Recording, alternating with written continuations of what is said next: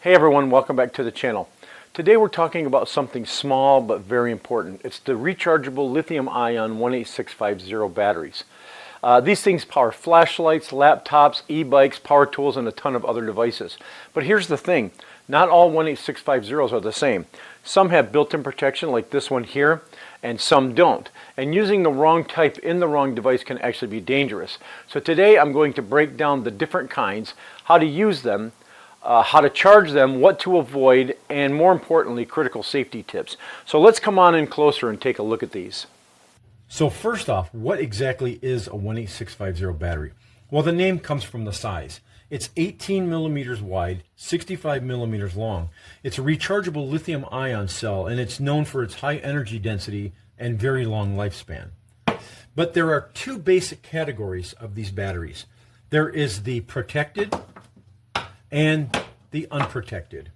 So unprotected cells, these are the raw cells you'll find inside devices like laptops, power tool batteries, e-bikes and battery banks and things like that. Now they don't have any built-in safety electronics. Instead, the device that you put it inside of has a BMS, a battery management system, that handles overcharging, over-discharging, short circuit protection, temperature monitoring, cell balancing. So the battery is just a cell. It has no extra circuitry. Now the protected cells are the ones you'll typically buy individually for flashlights, DIY projects, or anything where the user handles the battery directly. Now these have a tiny protection board attached to the bottom, and it's wrapped underneath the sleeve. Now that circuit adds overcharge protection, over discharge protection, short circuit protection, and sometimes thermal cutoff. Now because of that, protected cells are longer, usually around 68 to 70 millimeters instead of 65. So why does this matter? Well, using the wrong type of 18650 in the wrong device can cause problems. If you put an unprotected cell into a device that expects a protected one, you'll lose all the safety features. That can lead to overheating and even venting. On the other hand, if you try to put a protected cell into a device that's designed for unprotected ones, it might not fit, or it might fit too tightly, which can be dangerous in its own way. Now, protected cells are longer, and some devices are designed with very tight tolerances. For instance, this here little jewelry light, it uses the 18650 battery. However, if you open it up, it will take this unprotected cell. And this is the one that came in it. Now, I personally think this is a design flaw. If you have a device that has an unprotected cell in it, it should not be easy to open up and replace. It should have screws and whatnot. But this, however, does. You just pop the bottom open and you can put another one in. Now, if you know that this is an unprotected cell and you want to put another unprotected one in, that's fine. However, many people might make the mistake and think, you know what, I can put this protected cell in. But look what happens. I can get it in, and if I fiddle it around and push it in really hard, and now it fits. And you'll see it does work, but the problem is, I just put a protected cell where an unprotected cell went. Now, in itself, that's not a problem. However, what I had to do was I had to jam it in so hard I could damage this battery. So if it fits too tightly like this, there's a couple things that are going on. I put pressure on the protection circuit. I could damage the wrapper. I could stress the springs or the contacts. I could make the battery hard to remove, and I can even dent the ends of the cell. So if this goes in very tight and it's fully compressed, that's a sign the device was meant for unprotected cells. So this should be left alone, and it should be charged through the charging port only, right there. So how can you tell the difference between the two? Well, for one thing, the unprotected cells are exactly 65 millimeters long, and they often have a flat top. Now, this one has a button top, so that could be deceiving.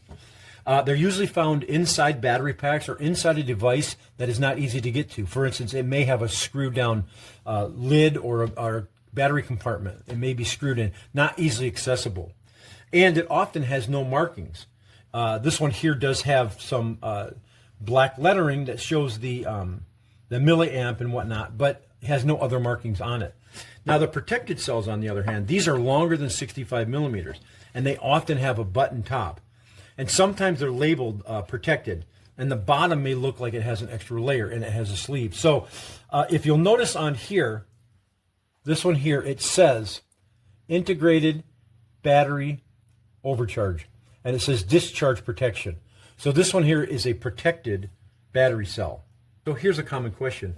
Can a charger for protected batteries also charge unprotected ones? Well, the answer is mostly yes. All lithium-ion chargers can charge both. The charger doesn't care whether the battery has a protection circuit. It just applies the standard lithium-ion charging profile. But now some people would suggest that if you're charging unprotected cells, make sure you use a reputable charger from brands like Nicor, Xtar, Vapcell, and places like that. But my whole take on using battery chargers to charge unprotected cells, I think it's risky. A couple reasons. Number one, it may not be long enough. If you have a charger that has just a spring bottom, it may not be long enough to make a contact with the top part, the top contact. And so it may just kind of like, just move around in there and you won't get a good contact. And another thing too, a lot of unprotected cells don't have a button top, they have just a flat top. And so it may not make a contact at the top anyways. So my whole thought on this is use the equipment that you removed it from to charge it. That's why they were paired together in the first place. So when it comes to unprotected cells, I do not charge them with a battery charger. I charge them in the device that they came in. That way I'm safe. Okay, so then the question comes up, can I put an unprotected cell into a device that requires a protected one? And the answer is no, you should not. Because here's the deal. Take this Nicor flashlight, okay? This one here requires a protected cell. Now, if I put an unprotected battery into this device, I lose all the protection because this device does not have a built-in battery management. So I want to make sure that I never put one of those batteries in here. I always want to make sure I put a protected cell into this flashlight. So that's the kind of take on putting batteries into different devices. You want to make sure that you know when you have a device whether or not it takes a protected cell or unprotected. Now, lithium-ion batteries are safe when they're used correctly, but here's some essential tips. Always use a proper lithium-ion charger when you're charging protected cells. Don't mix old and new cells in a device. Don't use damaged or dented batteries. Store them in a plastic case. Avoid fake high-capacity cells. There are a lot of them out there that are claiming to be 9,000 milliamp. Those are fake. And make sure the battery actually fits your device without forcing it. So why should 18650 batteries never be stored loose? Well, these batteries here have exposed metal ends, top and bottom. If those ends touch something conductive like keys, coins, tools, aluminum foil, another battery, you can actually create a short circuit. And when a lithium-ion battery is shorted, it can heat up extremely fast. The internal pressure can rise, the safety vent may open, and in extreme cases, it can actually vent hot gas or catch fire. Now, this can happen in your pocket, in a drawer, in a toolbox, and it's one of the most common causes of battery accidents. Now, always store 18650 batteries in a plastic battery case. Now, you can get ones that are actually just an individual case to store one at a time, or you can get something like this that has individual compartments to put them in. So you never want to carry loose batteries in your pocket or your bag. And you want to keep damaged or torn wrapper batteries out of service. Now, a torn wrapper is this outer sleeve right here. And a torn wrapper exposes metal, which increases the chances of a short. And why does that happen? Well, the positive terminal is on the top, and the negative terminal is in the entire metal body. It's not just the bottom. So we have the positive here, and all of this is a negative terminal. So if a piece of metal bridges the top and the side, even for a moment, you've got a short circuit. And protected batteries do have a safety circuit, but even then, the short can happen faster than the protection can react. So the battery can still get dangerously hot, and the wrapper can melt, exposing more metal. So unprotected batteries have zero built-in protection, so the risk is even higher. So this colored plastic wrapper has two main purposes.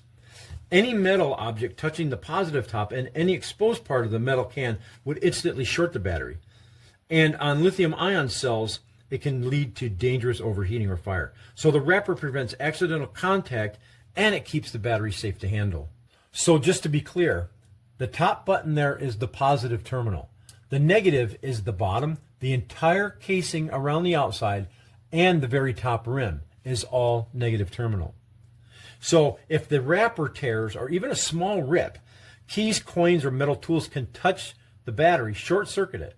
It can heat up and it can escalate into venting and thermal runaway. So that's why people who use 18650s often re-wrap them when damaged. Now you can buy these wrappers online. They're very inexpensive and you can wrap them yourself.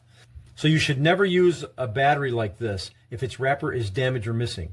So a lot of times fire departments and safety agencies, they often warn specifically about like vape batteries being carried loose in pockets, flashlight batteries stored loose in tool bags, and just rolling around in drawers. So these incidents are common enough that many fire departments have issued public warnings. So what do you do with worn out 18650 batteries? Well, you never throw them in the trash. They could short out, they could overheat, they could start fires in garbage trucks and landfills. And waste facilities actually specifically warn against tossing them in your household trash. So what you want to do is, if you have any that are worn out, you want to tape the ends. You want to tape the top and the bottom terminal, and you want to wrap the casing. This prevents accidental short circuits during transport or handling. Store them safely until you recycle them. Like put them in a plastic battery case, a small cardboard box, anything that keeps them separated and insulated, and avoid metal containers. And then you just take these to a proper recycling location. Many hardware stores, electronic stores, recycling centers, and actually hazardous waste facilities will take these. Just check around and you'll find somebody that can actually take these for you and recycle them. So what do you do if you find one that is swollen, leaking, or damaged? Well, what you do is you handle it gently and you place it in a non-metal container. And you can even put sand or kitty litter in it, and that would be helpful. Then you take it to the hazardous waste drop-off. So damaged ones can be unstable, so avoid squeezing it or puncturing it. So what are some of the common mistakes that people make? So number one is they use unprotected cells in devices that expect protected ones. Number two, they use cheap chargers. Number three, they use damaged batteries. And number four, they force a protected cell into a device designed for unprotected ones. These need to be treated gently. So lithium-ion batteries store a lot of energy, and we need to treat them with respect. So that's most of what there is to know about 18650 batteries. But if you have any questions or comments, just post them below. All right, thanks a lot for watching, guys. We'll catch you later.